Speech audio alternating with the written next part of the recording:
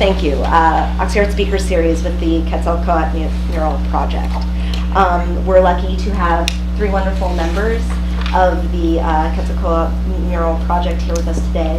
We have Anthony Ortega, we have Dominic Ochoa, and we have Andy Ledesma. And this panel talk is being moderated by Noni Olabisi. And so I'm going to let Noni take over, but first I want to introduce Noni. Noni's an artist. I'm just going to read it because it's really impressive. Noni is an artist with over 25 years of experience as a muralist, receiving many awards for public art commissions. In 2010, she was awarded a California Foundation J. Paul Getty Individual Artist Fellowship to further her career as an artist. She recently was commissioned to mentor students from various high schools in her community in the art of painting murals. Her murals have appeared on television, in music videos, movies, on the cover of the LA Times Weekly, as well as in numerous newspapers, magazines, and books. Her work reflects the need for perseverance for justice and equality, to educate, and to promote transformation. Okay, first I'd like to give honor and praise to God, or the Most High, who brought us all here together to hear some fabulous art muralists. Always honor to the Most High. Anyway, since Dina, you read it, I think I'm gonna read. The bios of these 3 young men. Okay, so first we have Anthony Ortega. Anthony Ortega is also known as Eagle. He's a muralist, a community organizer, writer, an independent civil rights researcher, historian specializing in the 1964-1984 Chicano civil rights movement. So, and then next we have Dominic Ochoa. Okay, having early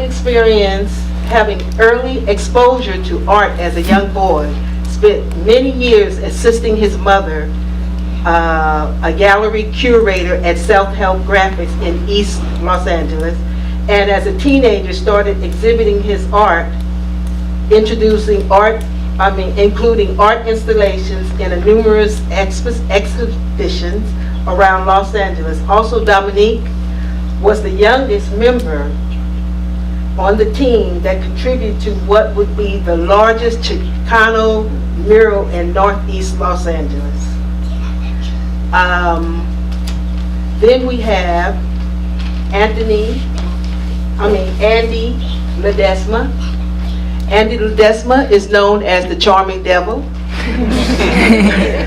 He has an art career that spanned over 3 decades, creating art that's deeply rooted in the Chicano experience. As a young boy, having a deep passion and fascination with murals and being encouraged to follow his passion, later led him to team up with artist Jerry Rodriguez, together painting a series of historic murals in Lincoln Heights and Highland Park area. In 1995, Anthony Ortega and Andy Ledesma co-founded the, let me see if I can pronounce it, because I've been practicing it, Quetzalcoatl. It's pretty good. Okay. Feathered Serpent. Okay, so first we're going to start off. Oh, I wanted to add this. I really didn't want to read this, but since Dina did what she did, I had to honor them in this manner. But the way I really wanted to honor them, and you might see me crying a lot, because when I saw this mural, it touched hard. It touched deep. What I saw from these guys was beyond this. They're prophets in our community that help relieve the tension that goes on in our community, and without the artists, we would have a whole lot of turmoil. This world would be a wreck. But the artists help to relieve us from that. And for that, I'm very thankful. So I consider them the prophets. Thank you. All right, thank you. Now I want to start we're going to begin with, how did this mural get started? What was going on at the time, socially and politically, that gave birth to this mural, this beautiful mural?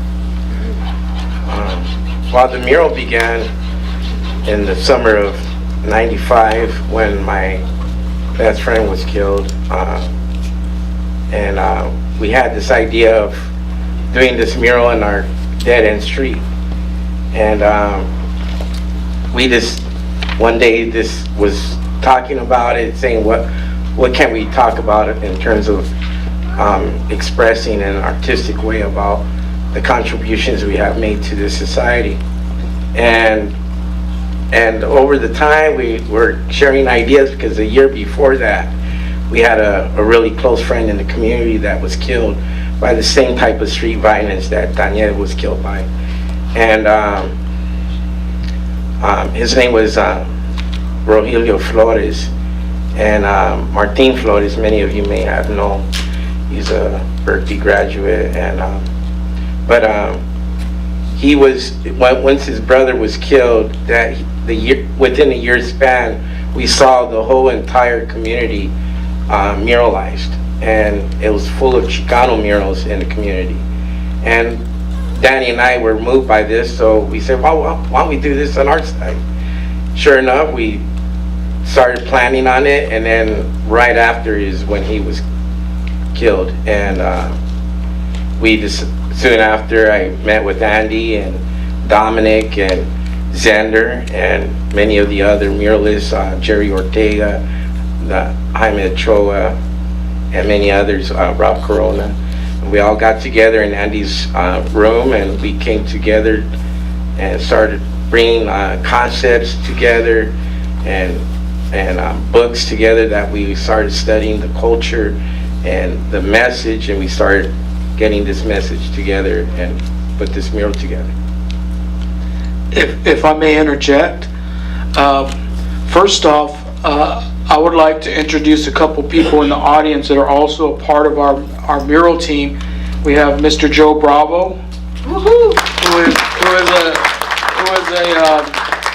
a legend unto himself, and he has come in and contributed. And then we also have Mr. John Zinder over here, Estrada. He's a legend unto himself. In fact, Northeast LA is very historically landmarked with some of his murals, and some of those murals have been whitewashed, believe it or not, and that's part of some of the issues that we're touching on 20 years now down the line from this mural being completed, but then also the whole historical scope of where muralism is now. Going back 20 years, there are parallels.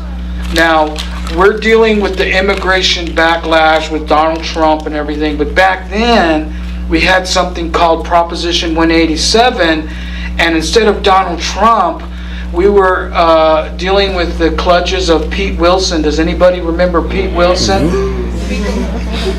And so this mural happened in Highland Park, right there by the Baskin Robbins. It's Avenue 57, Avenue 61. There's like a three or four square blocks. All the artists that were originally involved were in those 3 or 4 square blocks. We were all in like a little community. Zach De La Rocha had opened up the PRC, which is the Public Resource Center. Yeah, the popular. We've been debating and changing the name, People's Resource Center.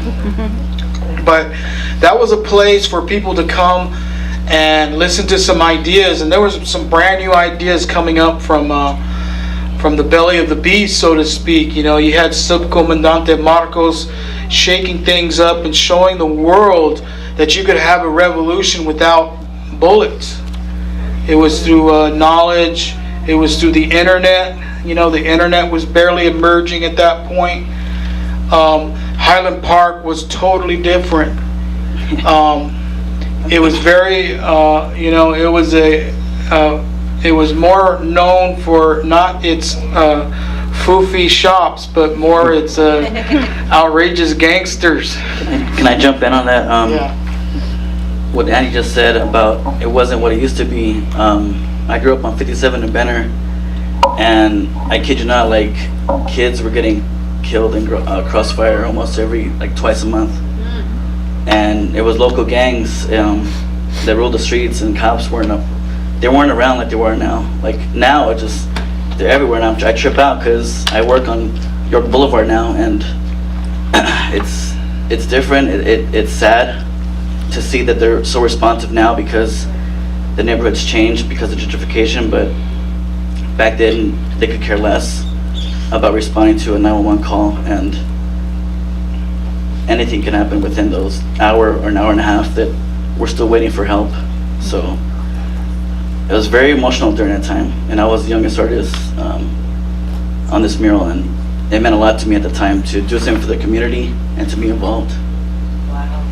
Yeah, and this was a very opportune time in the history of the Chicano mural movement, because not only did we have these situations happening in our street, we also were so lucky, even though we were in a bad neighborhood, we had some unbelievable hidden resources. We had Zach De La Rocha bringing culture and ideas, and so you had homeboys crossing ideas that we would never have even contemplated, in being in the mean street game.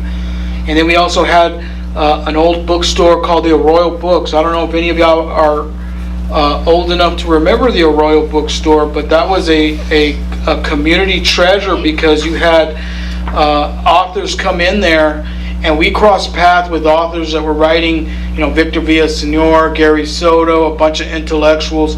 We were able to touch bases, and some of them would have input as we were designing this mural, because this mural now it's been a very difficult task to fund it and get it restored. To get it started, it was a difficult task. We lost 2 walls before we got this final wall. We were faced with failure. We had another lead artist. We had Eloy Torres as our original lead artist, and we came up with this really great composition. Eloy was the center of the attention of this composition, but several neighborhood organizations objected to some of the political iconography, but the main thing was that it had nudity in it. And so, heaven forbid, we can't show the human body naked. And so that was, we had to basically start from scratch. And by having these failures, it was almost 8 or 9 months just in designing because of setbacks, and me and Eagle had to go and look for another wall. And then just by luck, we stumbled into the Royal Furniture situation, and then Eagle approached Mr. Loads, and I'm going to have Eagle tell you a little bit of the story of how much Mr. Loads cared about A, his community, and B, this mural, and how it got started, because we were told no every single time that we tried to get it going. And then we came up with a creative way in how to protect it, and it's been protected for 20 years. Go ahead, Eagle, would you share that with us? Yeah. Well, when I first met Lee Lotus, and I was happy to get the authorization to move forward and get this mural completed or get this design up on this wall. And when I spoke to him, he was, one of the things that he touched bases on was if I live in a community that's predominantly black, I don't want to make sure that the people that are in that community, that the artwork represents the people that live in that community. So if there's black people, it's going to be a black mural. It's good. If there's a Chicano mural, it's going to be a Chicano mural. If it's going to be, Italian, like he said, it would be an Italian mural. And once I heard that, I was really enthusiastic about the future of this mural and where we're going with it. And ever since then, even there was a time when one day we were going to the store, he wanted to get some alcohol, and I go, well, I don't drink, I'm diabetic. And then he asked, what do you think, is there something missing with this wall? And I go, no, I don't see anything that's missing from it. And he goes, you know what do you think about lights on this wall? And I said, that's an excellent idea. I mean, and ever since then, ever since we got the lights, and when he was owner long enough, that every day those lights were on until he sold the building. That's beautiful. You guys pretty much answered a lot of the questions that I was going to ask, like how do you get a wall, who gave you the wall, but you guys just shared that. So then my next question would be, how did you guys form your team? And I understand that there were mostly men and one woman, so I want to know, why was there only one woman? All right, well, let me, You know, that's a good question. And I know Eagle was going to mention that we had invited some people. I'll let him share that. We had invited some really prominent female artists, but also, if you look at this time, it was not just the Quetzalcoatl Mural Project that was blossoming. There was a full-on, full-tilt boogie female movement going on. And so it was hard to recruit female artists because they were doing their own thing. One of the big formations was in La Quech, and they were performance oriented, and then the Mujeres de Maíz got formed. That all got formed over here. And so they were doing their own murals, their own installations, their own programming. They were going over to Chiapas and encountering over there with the Zapatista movement. And we were kind of also a victim of our own stumbling start, in the sense that it was many months before we even got to a point to where we got our composition taken care of. But in all those false starts and a lot of arguments, and there was a couple of dust-ups, because we were all friends as well, we finally, at some point, I guess about after 4 or 5 months, and then we started to kind of zone in on, are we going to do a timeline? We got all these ideas down that we started to click. And at my studio, we were already painting collectively because we wanted to be able to go in and out of each other, adopt to each other's styles. We were planning on bringing in other artists. Like my style, I could help out Inder, but then maybe Dominic could help out another artist, and so that way we could bring in as many artists to keep these ideas going.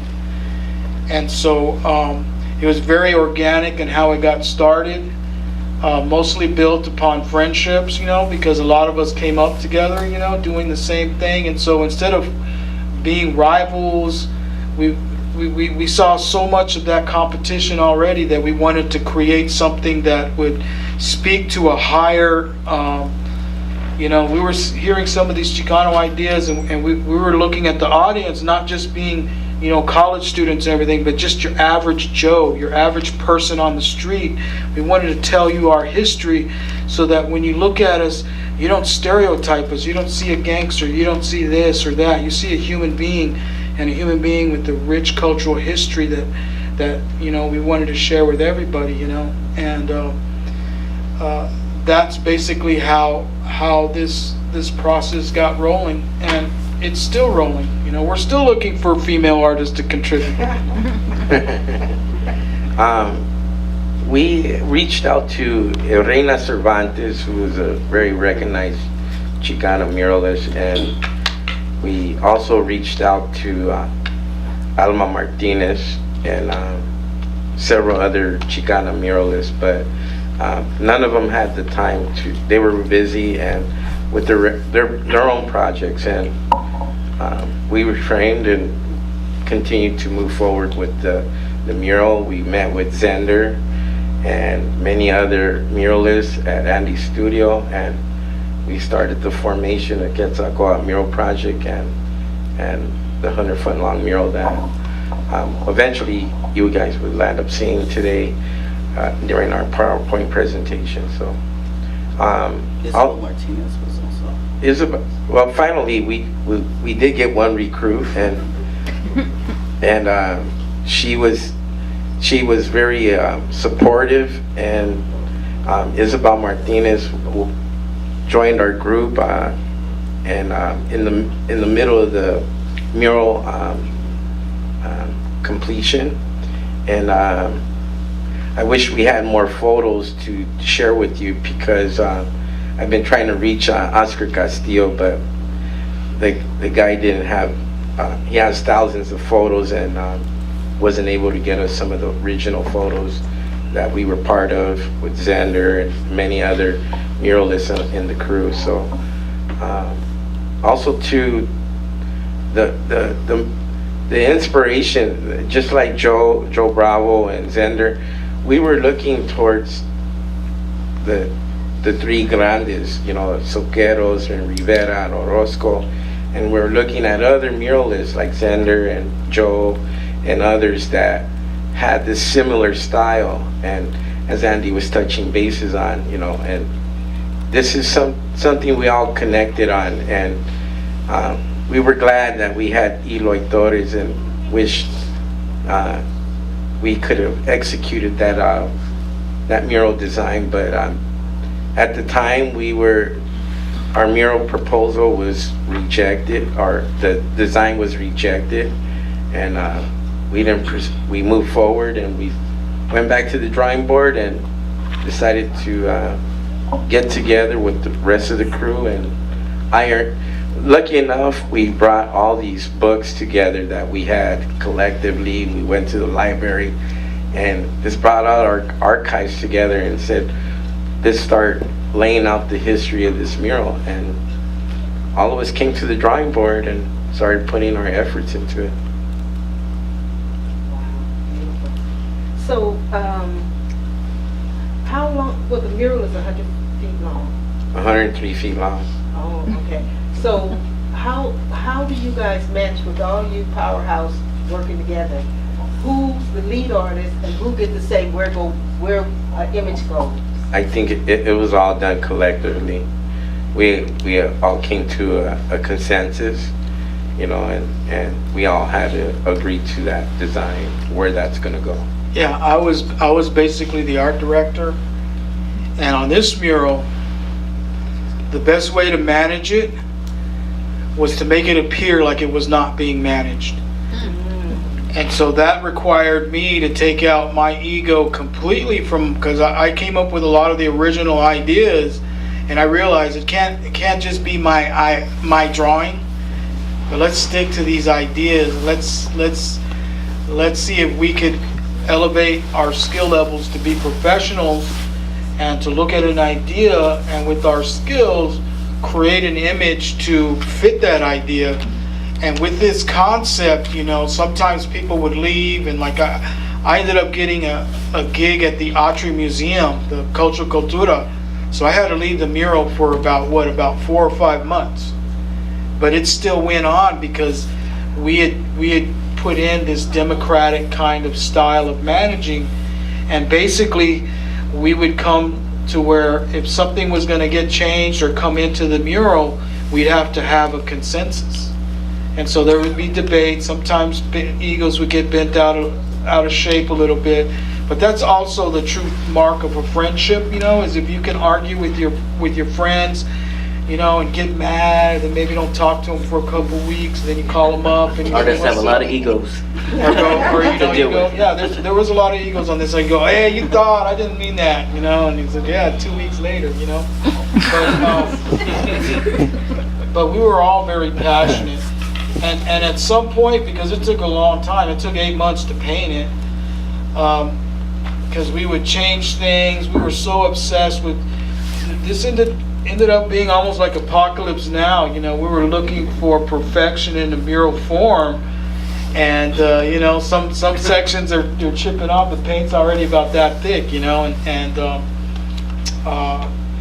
yeah, it was quite an experience just going through the first 2 drafts with Eloy, and then have it all to tear up all those drawings and get rid of them. That was actually a learning experience. It taught us that we were able to take something that's really good off of a drawing table and demand of ourselves something better. And so I think that's kind of the magic too that we're trying to capture as we do the restoration, because we don't want to do just any restoration. We want it to come back to life, and it's almost there, you know, because we're not going to compromise anything on this mural as far as the way it was originally done, the idea. Because here's another story. we're going back to 96. So we're gonna do this mural, and there's a lot of graffiti problems. Our mural has not been hit up by graffiti, and it's never been hit up by graffiti by anybody from this neighborhood. And there's one reason why. Before we got to do it, we had to go meet the OGs of the avenues, the old veteranos, the older gangsters. And we said, hey man, we're gonna put up this mural, we're gonna get your permission, you know, it's right here. And they said, okay man. They only gave us one instruction, and that's that the youth, their kids, they had to take a part in this mural. And that was a very important thing, because a lot of them were already, you know, going into graffiti, tagging, doing all their thing. But once they got a chance to do the mural and contribute to it, say, hey, I can do this or whatever, and actually take ownership of an image, we almost went like 6-7 years before we even got a single mark on our mural, and it was always from outside sources. You know, we could never determine what it was. And you know, a mural, if it lasts 2 or 3 years, you're doing really good. But to go that long without any major graffiti, now in the past year we've had major graffiti, but that's because that neighborhood protection is breaking down. There's a transition, and so sometimes, you know, there's certain things, unintended consequences of gentrification of neighborhoods and change. And one of that is like certain traditions, like the tradition of respect amongst writers and artists and everything like that. You know, those things have broken down because we're not, you know, it's become a transient situation, especially with tagging and everything. People are just going through, and so they're not going to have any respect for that neighborhood if they're not part of it or part of something bigger. And so I see a lot of this disenfranchisement with young artists and everything. So maybe us old school artists, when we come back, can re-emphasize this honorable profession, because this is an honorable profession, because we don't get rich doing this. We do this for higher things, you know, ideals, principles, and you know, on the street, your word is your bond. And for muralists, the word is like the gospel. It's a living, breathing image that you can see up on the wall, and that's our bond, you know. And so we're hoping to pass that on to younger generations, and to let people know this is just not a pretty picture on a wall. This is a grand statement, and it's by the people for the people. I like to say that it's very important to preserve our culture, because for what Andy was saying, that some of the people that did tag on it, that didn't know about their culture or past, they didn't have enough comprehension about what was going on, so they vandalized this mural without meaning of culture and their own identity.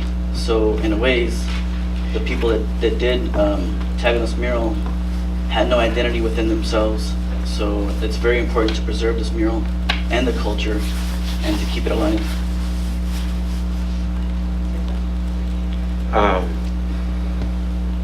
No, I have no. So then my next question, since you're talking about restoration, what happens if the owner sells his building?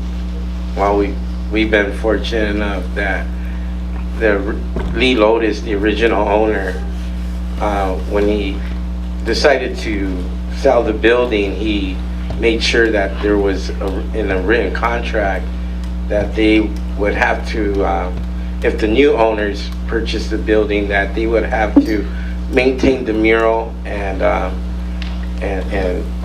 continue the maintenance of it. And so ever since then, every owner, new owner, has lived up to that. So fortunately, Lee Lotus wrote that, and just to touch bases on that, and I'm glad that John Zender brought this to my attention about the retroactive permit that we need to go through. as muralists, if you're trying to protect your the public art. And there's a 2-year span that you're given, and so I think we need to make sure that the new owners, whoever it is, if you're that they go out there and just like there's people here today that are part of a group that are want to bring the height of awareness about murals that are being defaced in the community, and it's important, but at the same time we got to try to make sure that those who are fighting to maintain these murals, that they go out there in the community and try to fight for that retroactive permit for those murals to stay in the community. Yeah, that's a rare thing. We actually have a written contract with the business owner, and he wrote it in perpetuity. That meaning that, yeah, that word. Yeah, perpendicular perpetuity. That means that part of the maintenance of that building is this mural, which Mr. Loads was so proud of when he saw after the first sketch, and he would go out there, like he'd go out and have a few pops before he before he went on his merry way, and he was like, yeah man, this is exactly it, because you could go to the store, get a loan. And so he had the vision to say, you know what, these guys are working so hard, I want them to be protected. And if more murals had this type of legal protection that provided for ramifications, if this agreement of trust, and so lawyers got, if this is called, that kind of legal, and so that gave us an opportunity to get to 20 years. And I'm thinking that if more muralists learn this, more organizations that make their grants and everything learn this, that this could be part of keeping this tradition alive, because LA is one of the greatest mural producing, if not the most prolific in the world. People come from all over just to check out the murals, and to have this protection, and then to do the retroactive, just by explaining this, it's very obvious that it's really hard to protect this type of stuff, and they do it on purpose that way. But you know what? Some of the murals merit that, and I think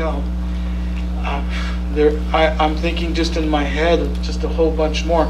I had heard, and I don't know what the progress is, that they were going to paint out the Payless Shoe Store mural, because that building changed, but I'm hoping that something got worked out on the city level to where they don't have to do that, and that the streetscapers can restore that. Because I grew up with that mural, man. I mean, I can't imagine my life not being able to, somebody come out of town, oh, let me go show you this mural, man, and we can get some King Taco too. That's another thing too about a lot of the murals that, because I grew up in Hanna Park, we're getting defaced over time. A lot of the Virgen de Guadalupe's that were in the neighborhood, all of a sudden not there anymore. But they've been there since I was a kid, so I feel like they have rights too to stay in the community, as far as being historic to the community, just like museums and galleries.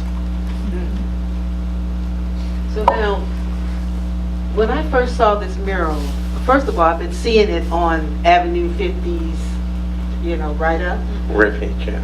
Yeah, but so I took it upon myself to go and look at the mural myself, and you better believe it's being watched, making sure I don't do nothing to it. But what was amazing to me, and I'm not knowledgeable of, but my good friend Irena was expressing her views on what the serpent meant. That's a powerful message, because it occupies pretty much the whole mural. Can somebody express what that means? Well, the Quetzalcoatl is a very important symbol, and it's what you would call a universal archetype. This is the joining of heaven and earth. And so you have the serpent, which represents earth, and then the feathers, which would represent heaven.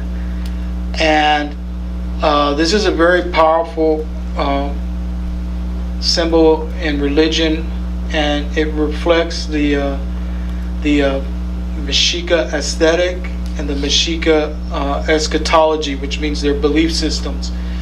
And it has not gone away, because if you look at the Mexican flag, perched on a cactus is the eagle with a snake in his hands. And that is a living symbol of Quetzalcoatl. And it's still tied into the national identity of Mexico, because the myths overlap. It's called syncretism, which means that some of the some of the indigenous gods are related to, like the Virgen and all that. They have an equivalent in Aztec mythology, and so with this syncretism, it's always there.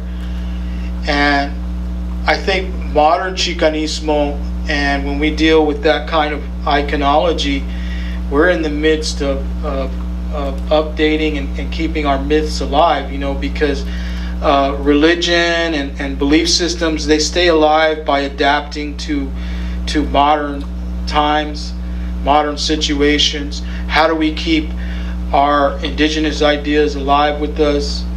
And so our Quetzalcoatl kind of got a hip-hop look to it, because that was mostly your brother.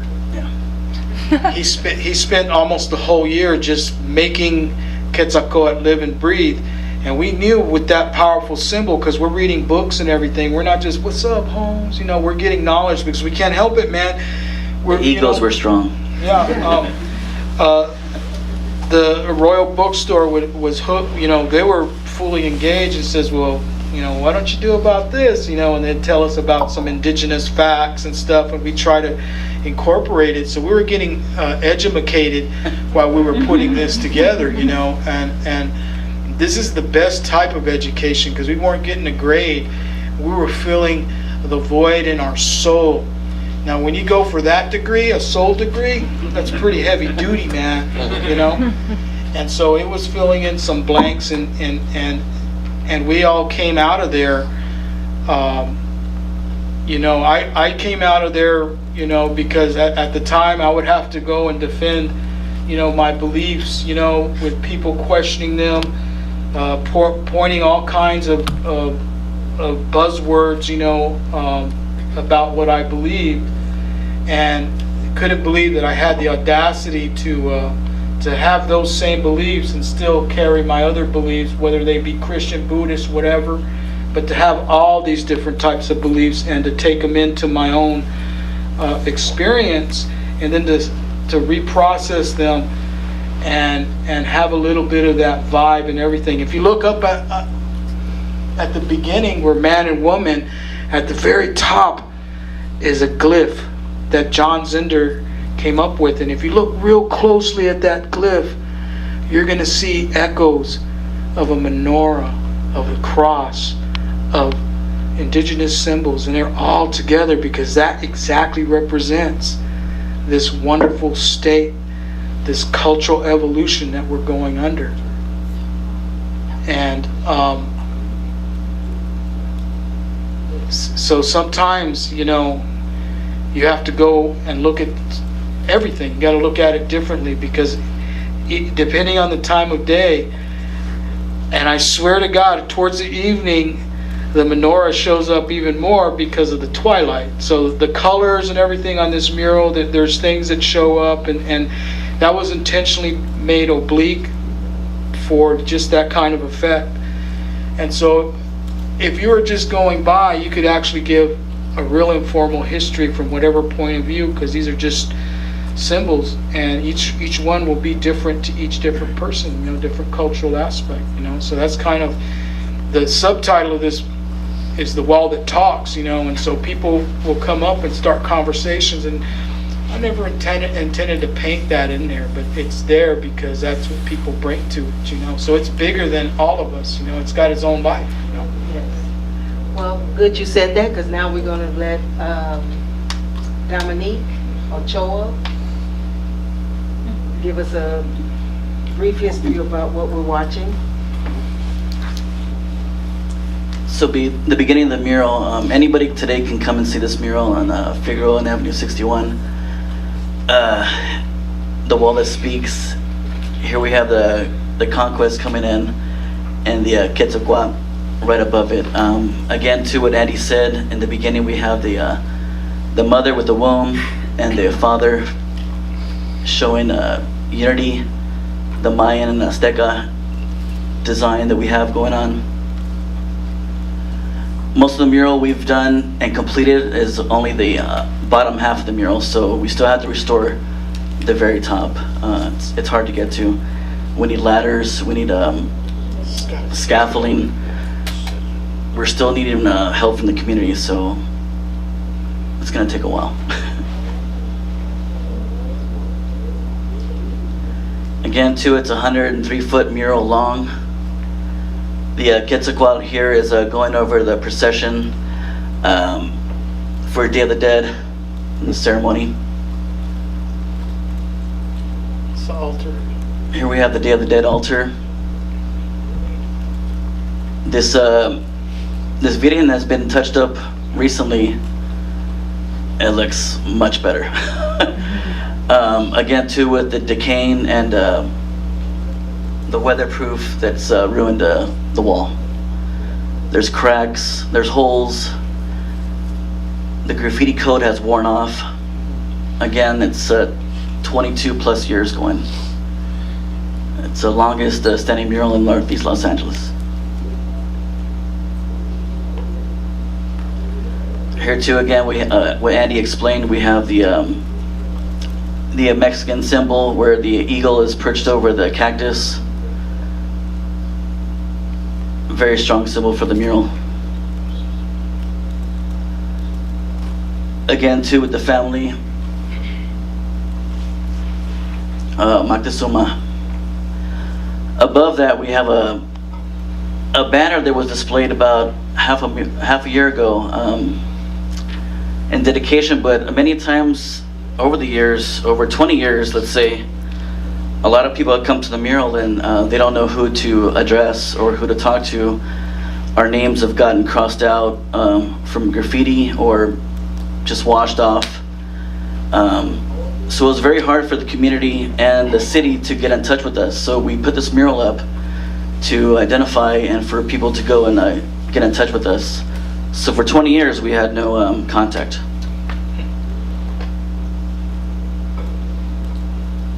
Here we have the Olmec head. To the right of that, I actually painted that waterfall scene. I did have a hummingbird in there, but it also got destroyed over time from graffiti. Here we have the Mayan calendar, Aztec calendar, sorry.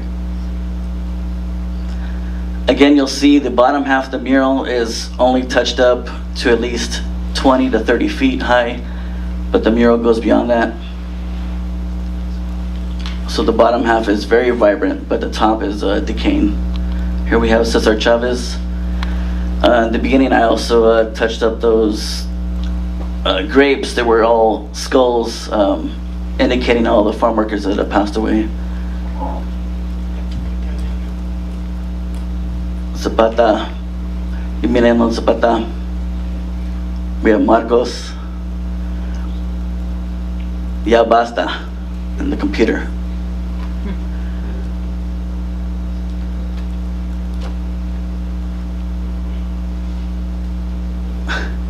A lot of this mural is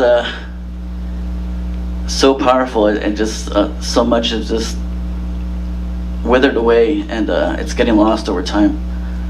So it's very important that we keep this mural alive. It's iconic for the whole community. When you think about going to other cities and towns, you know, they have murals, they have Chicano murals, and we have our own here. So you have no idea how much this mural is powerful.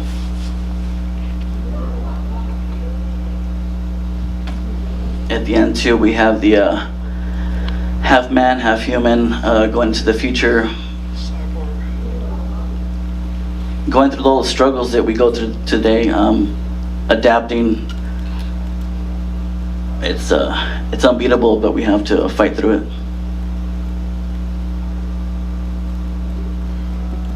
Here's some more images and all the other artists that have contributed to the mural. And these are all the other artists that were involved with the mural.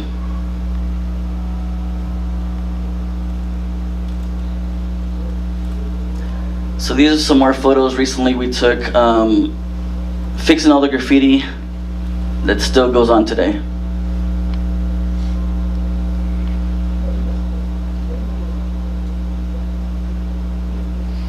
We definitely need your support with scaffolding, ladders, lifts.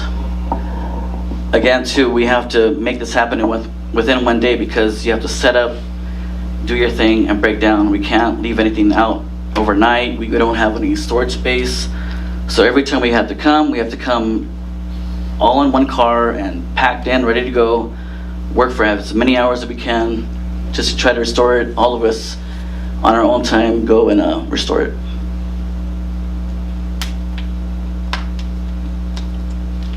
A major thank you to everybody.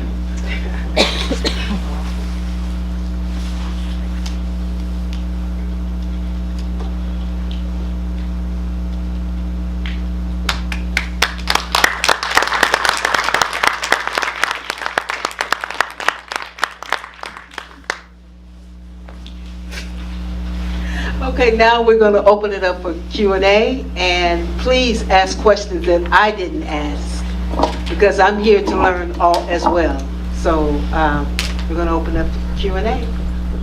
Anybody have any questions for the panel? Okay, my question is, since I'm one of the artists that did several parts of the main family, and me and Andy did the whole thing up and down, and we talked about the top part. What is the protocol? Because I've done a lot of collaborative murals before, where I have to work with more than 20 people. And one thing I learned about working with a lot of people is that usually we have like a protocol, a way of how we monitor. Like in the beginning, we talked about when we first designed it. Remember, we're at Royal Books. We hashed out all the design elements right off the top, so that everybody's clear as to who's painting what. And we're already established that. We heard that in your conversation of, the designer is good. My main concern as an artist, as a painter of this mural, is how do we establish a protocol that helps the artist who originally painted their section? How do we create a protocol so they can be notified if their section is going to be painted over by another artist, or if it's been graffiti? Because I saw in your slide someone painting over my mural, my section. I see the feet of my image painted over. I see my composition being altered. I see the composition that I work with Andy over here being altered, but I wasn't notified. So I'm just concerned about the integrity of the mural, and saying, when do we establish that protocol and say, hey, if this artist painted that, where is the artist? Have we notified the artist? We ask permission of the artist to touch their mural? Because this is a collaborative. It's not a one-person project. Can I say, As a collaborative, how do we establish a protocol for that? Can I jump in? Just well, I'm not sure if either one of us has had your actual cell number or John's in. contact. Everybody knows it. My phone number. But also too, since then, since 20 years, we've individually gone there without, just on our own. Like I said. I have too. So, with that said, over time we've helped. But answer the question. You want to answer that? The protocol. How do you establish a protocol? Because I spoke with Isabel Martinez. I asked her about her section. She said, yeah, let me know if somebody's going to go over my section. I want to come and paint it. And I said, yeah, okay. And I said, because I see I have to modify my section. You said, we talked about the scaffold. I can bring a lift and pay for it out of my own pocket. That's great. I would have loved to hear from you. Exactly. And that's So what I also have a site too, and a name and an address. So where's the protocol? I just want to know how can You could have hit us up. How can we establish a protocol so that all the artists who painted it can be accountable for their own section without having another person come in and say, hey, we just went over your whole wall, bro, your whole section. Sorry, so now we gotta remove you from the list. So we try to be respectful during the stage of that. For the most part, we have tried to reach out to individuals in the group. And nobody's removed from any list. Right, but the whole. Anybody can but the still come in whole, and help. The whole. And it's credits- restoring the mural, not credits of all ego. the artists has been removed. So by removing the credits, what are you really saying? And I have photos of the credits and the artists and now the removal of it. I took that unfortunately as a muralist, as a collaborative, as a, a friend of this mural, that why were we taking the names off? Why are we renaming the mural? Why are we doing all these changes without, like the way when we designed it, come together as a team, not to paint, but to discuss? Originally, when the, hello? That's working, all right. Just speak up. It's yeah, pretty all right. good sounding here. When we, to answer that, Inder, we try to reach out to many of the original artists. And many of them are busy with their own lives. I understand that. And like example, the Vida de Guadalupe that was repainted through Joe Bravo. Yeah, and we try to reach out to the original artist because we heard that he was involved with the art walk and the Pasadena Art Walk, and that's how he originally got involved with this project. So we try to reaching some of the original artists. Many of them they're doing their own thing, and many of them couldn't be reached. And so we try to go through the necessary avenues to inform them, but it's been virtually impossible to reach them. And that's one of the reasons why the banner is up there, so any one of us can communicate with each other instead of trying to come back with a swing. It's now that we're here, let's do it together, instead of trying to So I think kind of that poke should be something fingers. that we should definitely, as a collaborative, Yeah. before it can continue to be monitored, restored, touched, I think the artists that, like Isabel, myself, whoever else, if you can't get the artist to paint it, or if they refuse to want to paint it, my suggestion is get a letter of consent from the artist that says, I relinquish my right to this mural and I hand it over to a moderator. Therefore, I'm no longer responsible, because a lot of these murals have, like you said, they're cultural. I work with the city culture fairs, and they only have a certain amount of, if they get damaged, they call only one person, whoever's on the application. So if somebody's on the application, they'll call that person, say your mural's been damaged. But if we relinquish our right and say, look, okay, since you guys are doing this, muralists might say, my section, because remember, this is section, not one artist or two artists did the whole thing. It's many artists doing each individual section. The beauty of the original concept was that we sectioned it off, so that the only time there was a real collaboration from me as an artist was me and Andy when we were doing the front, all the way up. And that's why I've been trying to get a hold of you, because you just got back from where we were. Say, let's meet before we continue to paint more, because I don't want to see changes that are going to affect the aesthetic value of the original concept. Okay, I'd like to say something. That's a beautiful concept that you're bringing up. You're bringing this attention, bringing this to the panel's awareness. And I think that out of respect, you guys need to get together, exchange numbers, do whatever it is to rectify what has been done, because my heart goes out to you, because I know what that feels like.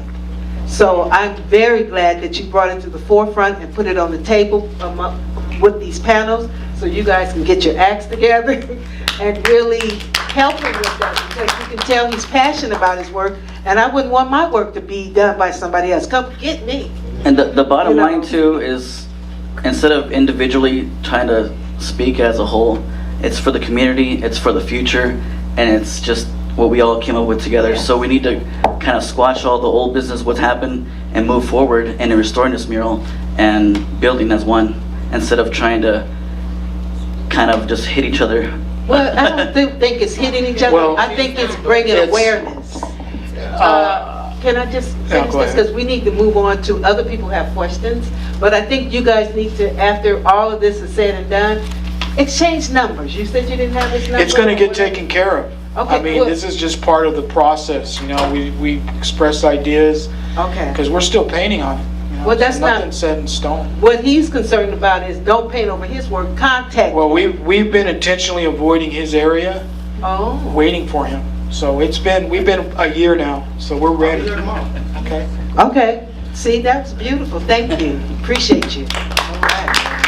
So, yes. In light of what is being discussed here, I think, we are all for each other. We're not here against you, Dom. We are here as restorative justice for the arts, as someone in our community members from Highland Park who have taken it upon themselves to protect murals who have been whitewashed illegally. So Zender's mural got whitewashed without him getting a 90-day notice from Cultural Affairs. These things are happening not just in Highland Park. They're happening in Little Tokyo. They're happening in Chinatown. They're happening in Atlanta. It's happening everywhere, and it's extremely prevalent now with gentrification. So we are discussing this because we are concerned, community members who have experienced whitewashing in a very hurtful way. So we want to make sure, we don't want to fight with anybody. We want to make sure that our cultural monuments are protected. So we have to discuss ways in which we can achieve this process collectively, not just one person or two or three. Collectively talk and, create a dialogue or pluralogues to protect our cultural monuments. That's it. Beautifully said. Thank you. Anybody else have any questions? I have zero experience in murals. What's the first, when you have the design and the white wall, what's the first step you do? You go with pencil, black paint, you do like the background first? First get all the under layers of all the acrylic paint underneath of all the graffiti. When we first got this wall was about very thick graffiti. Over the years, it's just one bombardment after another, and it's been. I'm just glad that as we're talking about this with Zender, many of us have tried to reach out, and I just want to make this point that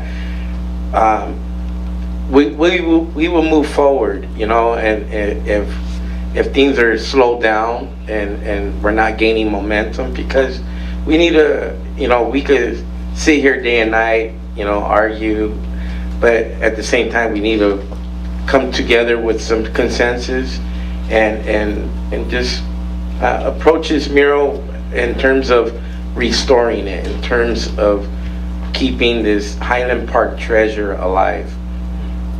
Yeah, I get back to that question.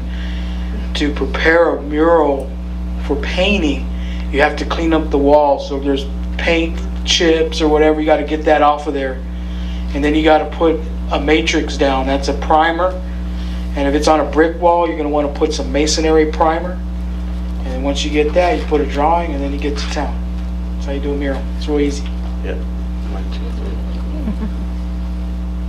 To that same thing, I had a question that occurred to me early on during your presentation. I wanted to break it in half, but I waited. But when you designed the mural initially, did you sit down at the table and all plot this out on a piece of paper, and it was basically the same dimensions, or not the same dimensions, but that you could grow it, or was it organically grown on the wall? There was probably a couple hundred drawings that got produced out of this. But the final product was what you would call a scale drawing, because we would take these scale drawings and we put the wall up 2 of 3 different ways. Actually 3 of 3 different ways. Parts of it were gridded on, and that's where we put a 1-by-1 grid on the wall, and we transferred the drawing freehand. Part 2, certain areas like the calendar and everything, we projected because it was high detail, and then we would project into different little zones, because the projector will distort at a certain point, so it was kind of difficult, so we were limited with that. And then last but not least, we just freehanded it, because we were all coming from graph backgrounds. You know, it's no problem to do a large scale drawing with a pencil or a can or something. Some of this got laid out with can, some with brush, some with pencil. So we adapted to get it up there depending on how many people were up there doing each image. It took about 3 weeks just to get the whole thing up.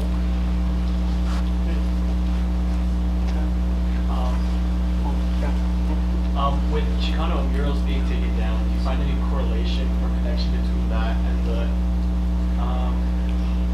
more prevalent use of like simplistic, like Instagrammable murals around Los Angeles? That's a good question. I think as we step into the new millennium of mural making, there's a new kind of immediacy. And this went down with graph as well, because sometimes a mural would stay up for only 2 or 3 days and get blown over by something else, a new idea.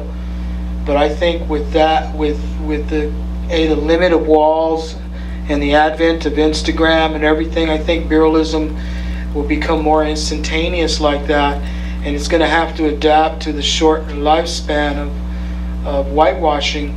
I have a feeling that there's going to be some kind of a hybrid type of thing happen.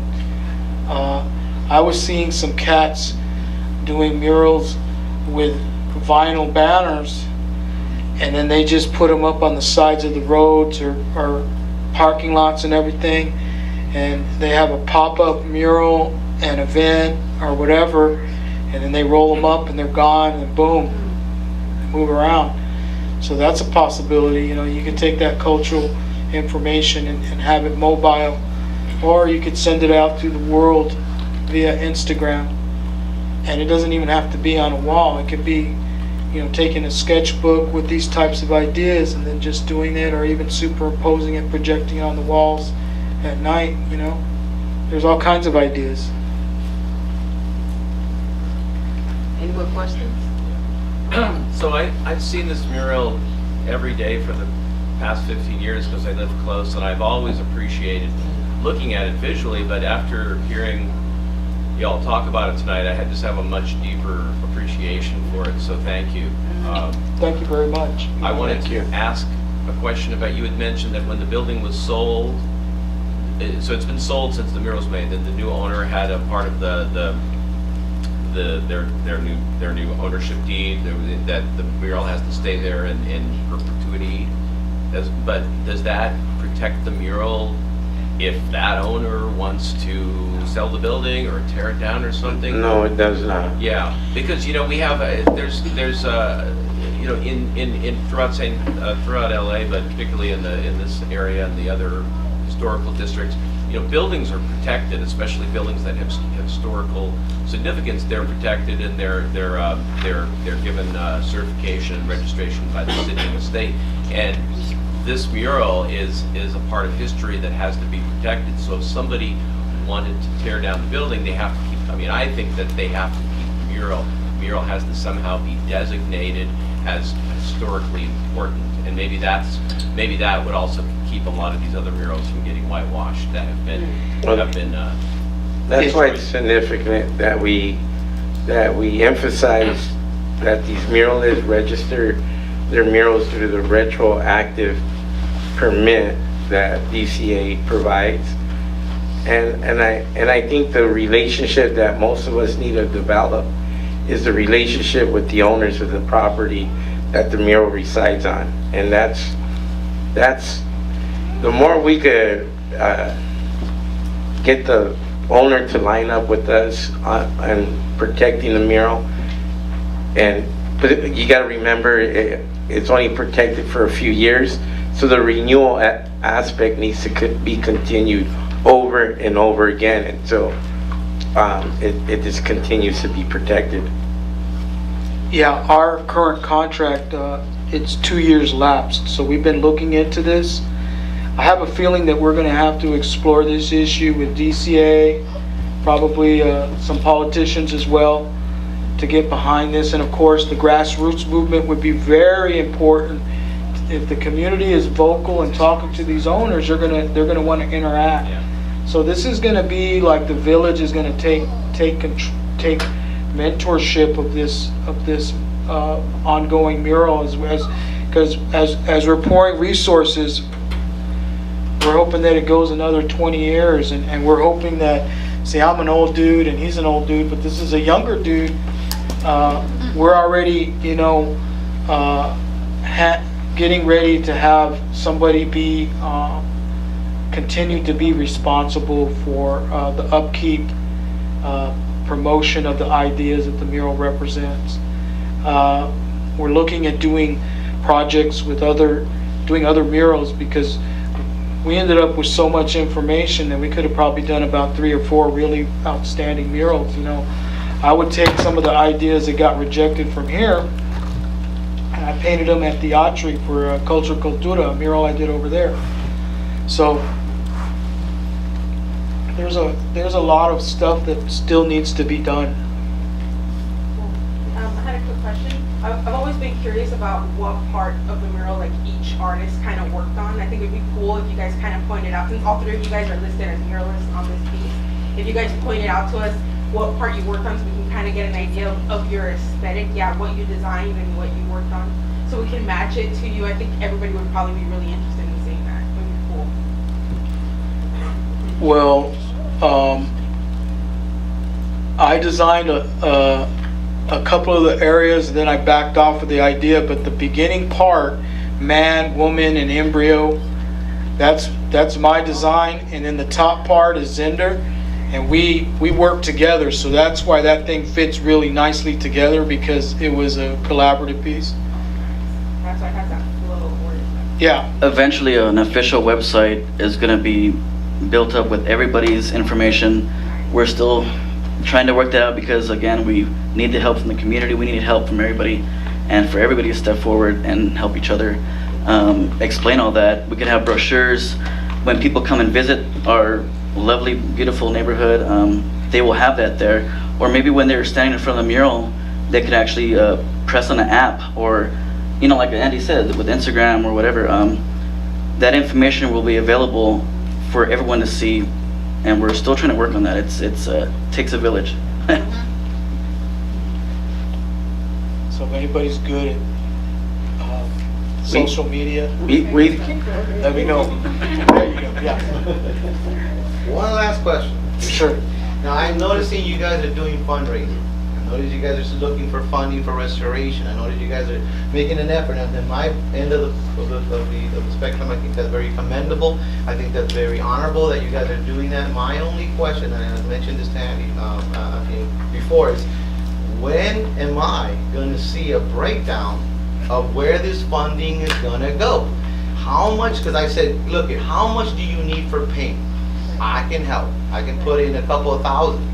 But you need to let me know how much is going to the scaffold, how much is going to, because I'm not going to contribute any money until I see a breakdown of a budget.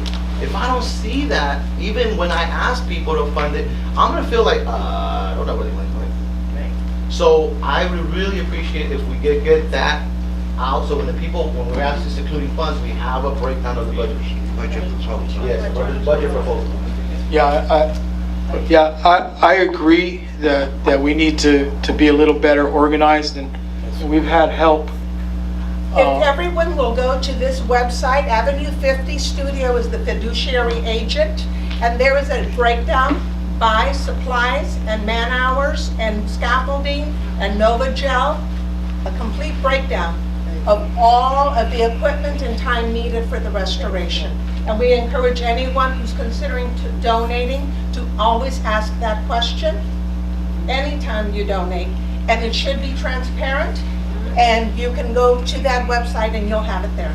And thank you for bringing that up. I really appreciate that. Thank you. And that's one of the reasons why we put that banner up on the mural, because it was hard to get a hold of people, and for that matter, anyone to get in contact with us. I don't think anybody, have you, I don't know if you tried contacting Andy, but I've been called by culture critics. so we would love to have heard from you too within those past years, but we didn't. So now that we're together, let's make this happen. Also, just quickly, it's avenue50studio.org/mural restoration. Not mutual, mural restoration. Thank you. I just thought- Yeah, you won't get anything on the mutual restoration. Mutual funds, I'm in. Yeah, mural restoration. Okay, we have time for one more question? Yes. Is Avenue 50 your fiscal sponsor then? No, they're the fiduciary agent. They're the fiduciary agent. In other words, all donations go into Avenue But if 50. somebody wanted to give them 10 grand, but wanted to, donate it so they could get a tax write-off, do you all have a fiscal sponsor, or are you looking? Yeah, the terms are It's interchangeable. It's the same, Their- so what would happen? Their status will apply. So you will get they will process it because they're acting as our financial, they're doing our bookkeeping. So if you were to go onto the mutual restoration, if you were to go onto that right now on your iPhones and click through to menu, you would see mural restoration, you would see the proposal, and you would see a click that says, if you would like to donate, click here. You can it'll take you to PayPal, your credit card, and you can donate that way. You will then get a letter back from Avenue 50 for tax benefit purposes. And they will, you'll have that to prove that you've donated. So you'll always get a letter acknowledging your donation. All right, cool. Yes. Okay, we have. I thought that was the last question. And then Share space. One up there. go ahead.